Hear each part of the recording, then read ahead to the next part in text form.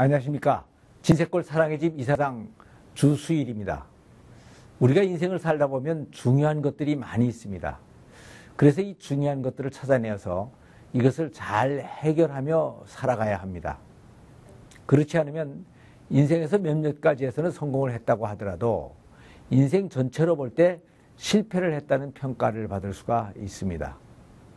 우리들이 인생에서 중요하다고 생각하는 것들은 많이 있는데 거기에는 돈, 집, 취미, 친구, 명예, 신앙, 교회, 꿈과 비전, 하나님, 건강, 가정 등 많은 것들이 있습니다. 그러나 이것들 중에서 가장 중요한 것을 선택하라고 한다면 그것은 단연 하나님과 가정을 선택해야 됩니다. 그 이유는 하나님은 내가 존재하는 존재의 근원이고 가정은 내가 가장 행복하게 존재할 수 있는 존재의 형태이기 때문입니다. 그러니까 하나님과 가정은 인생의 목표이고 그 외의 모든 것들은 결국 인생의 수단이 되는 것입니다.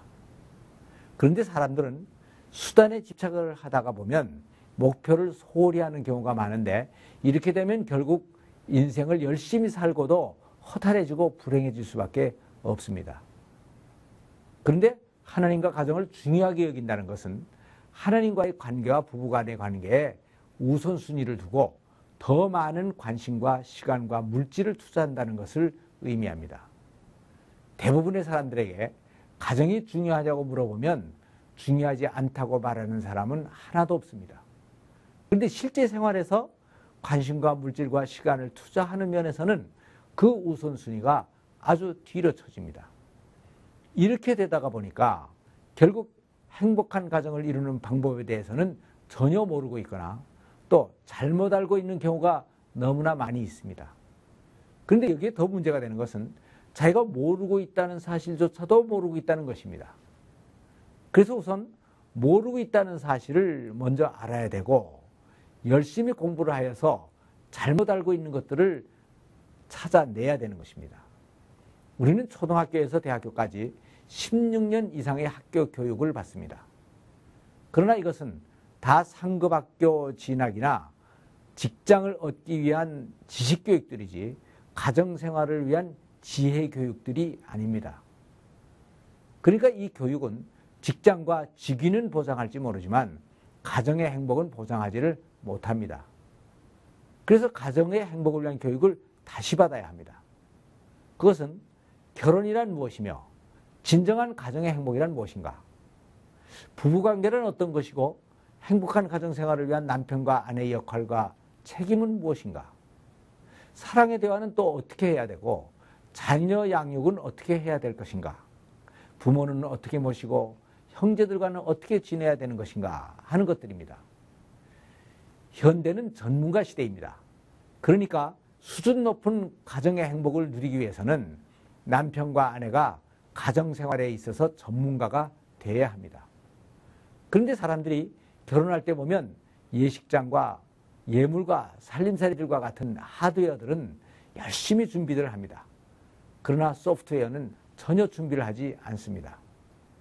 그래서 문제가 생긴 사람들을 상담해 주다 보면 이구동성으로 하는 말이 있습니다. 이런 것들을 조금만 더 일찍 알았더라면 이렇게까지 되지는 않았을 텐데요. 라고 하는 말들입니다.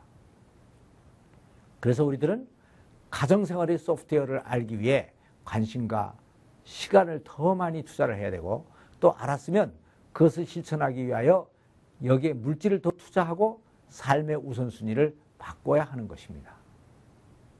부부관계나 자녀 양육이나 집안의 화목을 이루는 데에는 다른 왕도가 없습니다.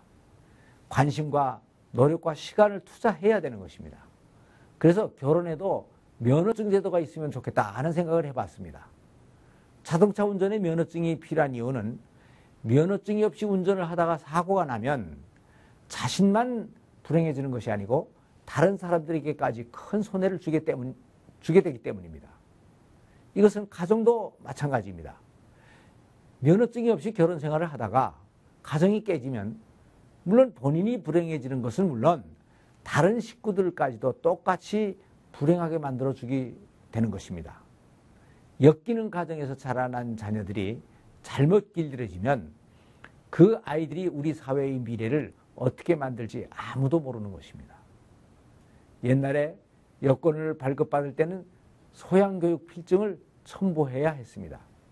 그렇다면 이제는 국가대계를 위하여 결혼신고를 할 때 가정생활에 대한 소양교육 필증 정도는 첨부해야 되지 않겠나 하는 생각을 해보는 것입니다.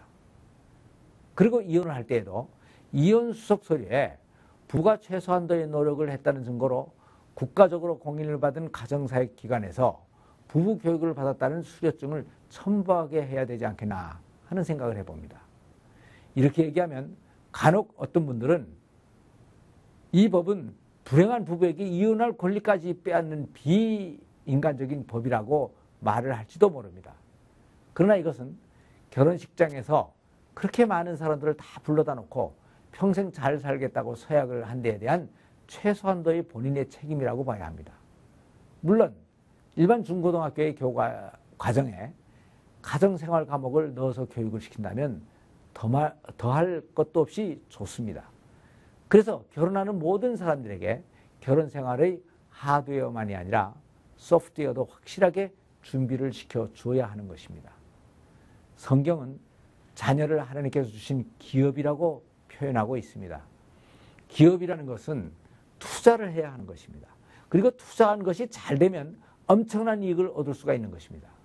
그래서 이 시점에서 우리들이 행복해지기 위하여 꼭 해야 할 것이 있다면 그것은 중요한 것을 중요하게 여기고 여기에 합당한 투자를 하며 살아가는 것입니다. 이것이 내가 행복해지는 것은 물론 이 나라 미래에 민족의 번영이라는 확실한 이익을 배당해 줄 수 있는 최선의 투자인 것입니다.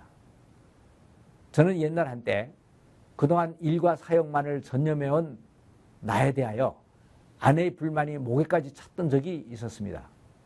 그래서 아내의 생일을 당해서 깜짝 이벤트를 하나 구상했습니다. 아내는 이번에도 내 생일에 어떻게 하나 보자 하고 속으로 벼르는 것 같았습니다. 아침엔 나도 모르는 척하고 그대로 출근을 했습니다. 그리고 그날의 일을 대충 일찍 끝내고 퇴근하다가 꽃집을 들렸습니다.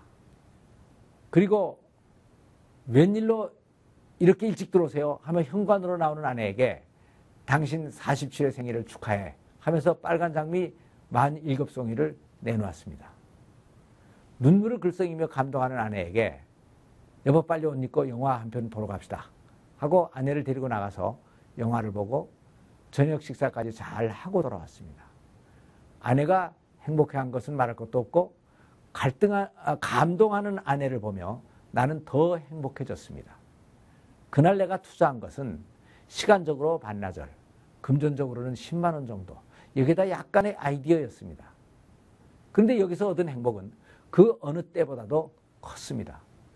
그래서 15년이 지난 지금도 그때를 돌이켜보면서 그때 그 투자는 내 일생 중 가장 효과적인 투자가 아니었나 하는 생각을 하게 됩니다. 투자가 없는 이익은 있을 수가 없습니다. 그러니까 행복이라는 이익금을 얻기 위하여는 반드시 투자를 해야 합니다. 근데 가정만큼 우리 투자에 대하여 가장 확실하게 행복의 열매를 배당해 주는 것은 이 세상에 없습니다. 감사합니다.